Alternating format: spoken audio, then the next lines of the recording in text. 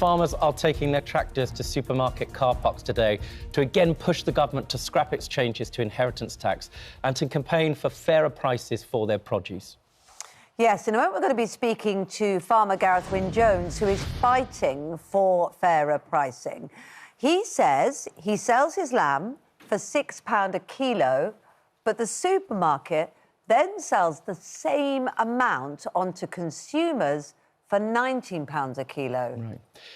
Yeah, when it comes to his beef, he sells it for £5.80 per kilo, and when the supermarket sells this on as mince, they price it at £11.75p per kilo, or a steak for £26. Now, Gareth joins us now from his farm in Conwy, now in North Wales. Let's just start at the beginning, if we can, Gareth. Tell us more about why farmers are protesting today, and above all, why you're supporting them. Well, bore da, good morning.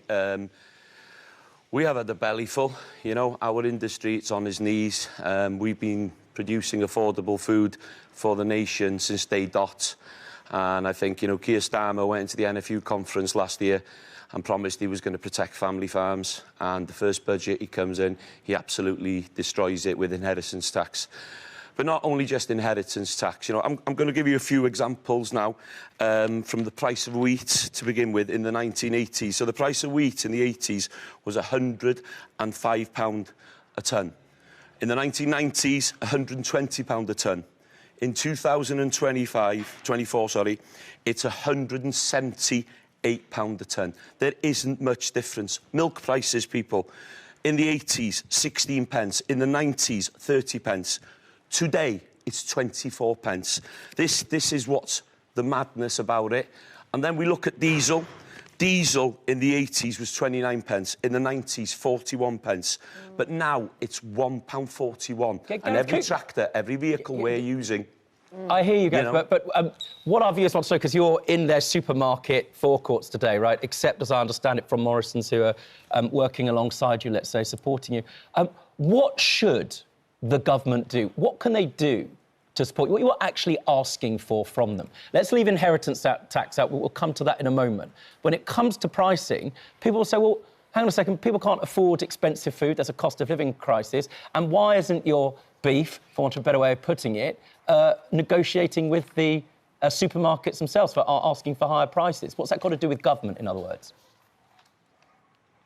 Well, government has the power and the supermarket have the monopoly. Tesco made the profit of 2.9 million last year. 2.9. And the majority of farmers are on minimum wage, working 7 days a week, trying to produce food affordably for the nation. And this is going to be a massive, massive hike. And you know what I'm worried about is the poorer people in society. They're the people that are not going to be able to afford food inflation. If there is food on the shelves, and we're seeing it already, the farmers are out there today to educate people, to, you know, start to talk to people about the problems we've got. Yeah. And I have to say, I've got to congratulate the general public. They've been absolutely amazing and supportive of everything we've done. Let's build a better Britain on our bellies together, but we need support from government and we need fair prices from supermarkets. OK, well, look, a government spokesman that we spoke to said that their commitment to farmers remains steadfast. Their reform to agricultural and business property relief will mean estates will pay a reduced effective inheritance tax rate of 20% and payments can be spread over 10 years interest-free, which is a fair and balanced approach, they say, and fixes public services we all rely on. So that's the inheritance tax argument.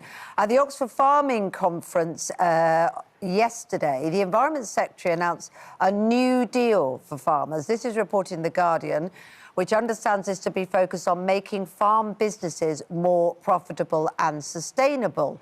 Is that a flicker of hope for you? Absolute rubbish.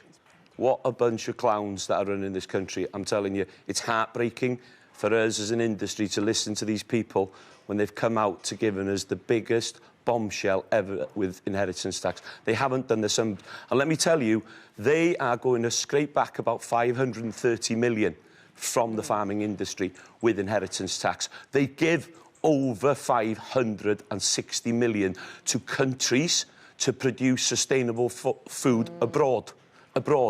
They're giving money away from our taxpayers for other people in other countries to produce food in a so-called sustainable ways. Well, they're robbing us and making food inflation even higher for the poorer people.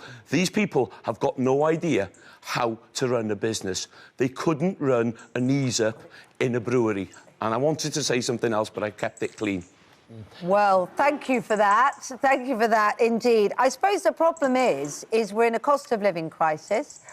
You said ordinary people in the supermarkets have been supportive. I'm sure that's very reassuring to you, but at the end of the day, they want as cheap as possible, don't they? And if the supermarkets have a monopoly, as you describe, and have the ability to make money for their business, then they're going to pass it on to the customers if they start paying you more. Well, Tesco's making 2.9 million. I don't think that shows that they're spreading out the love and the money and the profit, to be honest with you. We are on the coalface. It's us that's working 7 days a week. These cows are going to calve in March. I won't see the benefit of them for 28 months. 28 months till that beef goes onto your shelf. You know, that is a massive investment for every single farm. You know, lamb's the same. We put our hearts and soul, we love our job, we love what we're doing, and we love feeding people affordably. But it's unsustainable the way things are going. And the government must realise that food security has to be at the top. Because if you're not going to back British agriculture, food security could be a serious, serious problem. And at this moment in time, they're not listening. You know, they're not opening the doors, they're not talking to farmers, they're just shutting up and thinking they can get away with it. Yeah, Gareth, the day them supermarket shelves will be empty. Yeah, I hear you. And food security, you've really made that point very, very powerfully. You know, you've got arguments with the supermarkets who make huge profits. You say they should be paying farmers more. Now, that, to some extent, is at arm's length from government, but your argument with governments, the points that you made, help us understand, why do you think that this Labour government felt free to put inheritance tax on farms? And what is the impact for you? Because some people say, well, you know, the land is worth a lot of money. Why shouldn't you pay your, inverted commas, fair share? You understand? Help me make that case. It's working capital, OK? Look, just take me, for example. My dad's 88. He hasn't handed everything over. You know, the farm's going to be worth more than that. Every single family farm in this area is going to be worth more than £1 million, you know? And then you have your 3 million. If they wanted to hit the richer people in society, why didn't they make the threshold at 10 or 20 million? Because it's not a lot today. This is for my son. This is passed on to the next generation so you can be fed affordably. And this is now going to cause a 20% hike in food because we're going to have to claw that back somewhere, or we're going to have to sell 20% of our working capital, which is our farms. Do you think the Labour government are pretty much indifferent to farmers and the farming communities because not many of them are in a lot of Labour constituencies? Do you think this is politics?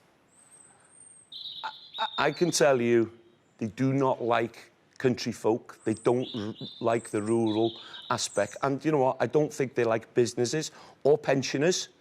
And what they're trying to do is they're trying to keep the public sector going with the private sector, robbing Peter to pay Paul, and it's unsustainable. It's not going to happen. And like I've said to you, it's the poorer people in society that are not going to be able to afford the food, healthy food to go on their plates. The last question, because eating healthier. The last question: what is your message to the supermarket so that people going in today who are going to be seeing tractors and the farming communities out there? What is your message to those supermarkets in terms of paying more? What's your very simple one-line message? Help us understand it. Back British agriculture and give British agriculture a fair price for what they're producing, because we deserve it.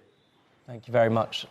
Good to speak to you this morning. Right. You're one of the people that we, farmers, we always feel, are like Good Morning Britain hosts, because you're up early in the morning. You probably never normally get a chance to watch the show because you're busy farming, but it's great to have you on the show. Thanks very much indeed. We did approach Tesco for a comment. They declined to respond, but a British retail consortium spokesman said retailers are also facing additional costs and are working incredibly hard to keep food price inflation low, a point that I put to him there. But interesting debate this morning, interesting position.